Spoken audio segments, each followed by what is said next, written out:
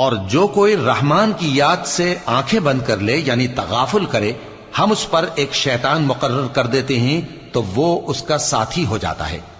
اور یہ شیطان ان کو رستے سے روکتے رہتے ہیں اور وہ سمجھتے ہیں کہ وہ سیدھے رستے پر ہیں، یہاں تک کہ جب وہ ہمارے پاس آئے گا تو اس شیطان سے کہے گا کہ اے کاش مجھ میں اور تجھ میں مشرق و مغرب کا فاصلہ ہوتا، تو برا ساتھی ہے۔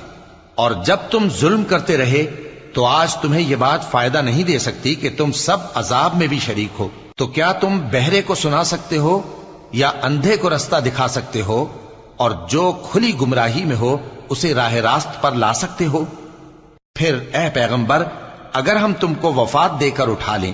تو بھی ان لوگوں سے تو ہم انتقام لے کر رہیں گے،